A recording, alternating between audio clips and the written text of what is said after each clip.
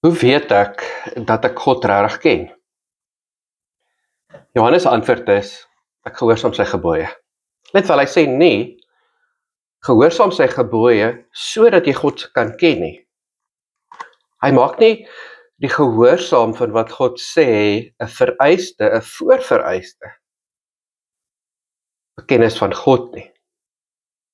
Teendeel, hy draai dit om. Hy sê, as jy God regtig ken, dan kom die gehoorsaam van sy gebooie outomaties. Dis amper om te sê, hoe weet ek iemand lewe? Hy haal asem. Hoe weet ek iemand ken God? Hy doen wat God sê. Hoe weet ek iemand is 'n Christen? Hy doen wat die Here wil hê. Dis die bewys. As ek sê ek is 'n Christen, maar ek doen nie wat God wil hê nie, dan is ek 'n leienaar.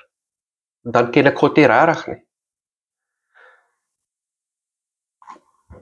My lewe is 'n bewys van wie my God is. As ek in 'n hofsaak moet kom en die regter moet besluit wie is die God in my lewe, wat gaan my lewe vertel? Wat gaan my lewe getuig? Wat gaan die gevolgtrekking wees? Die God in my lewe ek self?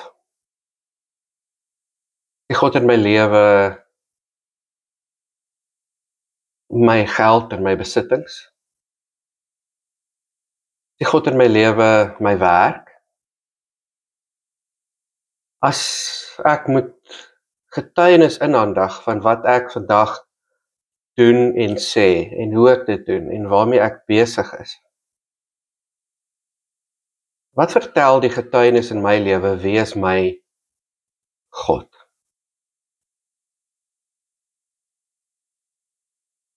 As ek wil sê dat ek is 'n Christen, dat die God van die Bybel is my God, bewys my lewe dit. Want as dit regtig so is, sal dit outomaties kom. Sal ek nie anders wil of kan lewe nie. Maar as ek sê ek is 'n Christen, maar my lewe wys dit glad nie, dan is die waarheid nie in my nie. Dan lieg ek vir myself oor wie my God is. Wie is jou God? Wat bewys jou lewe, jou woorde, jou dade? Doen jy wat God wil hê? Gehoorsaam jy sy gebooie? Gehoorsaam jy wat hy vir jou sê? By jou skool, by jou universiteit, en by jou werk, en in jou gesin, en in jou familie, en tussen jou vriende. Doen jy wat God wil hê?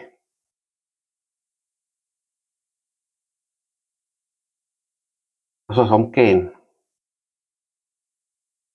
dan ons dit weet, en hoe ons sy gebooie gehoorsaam.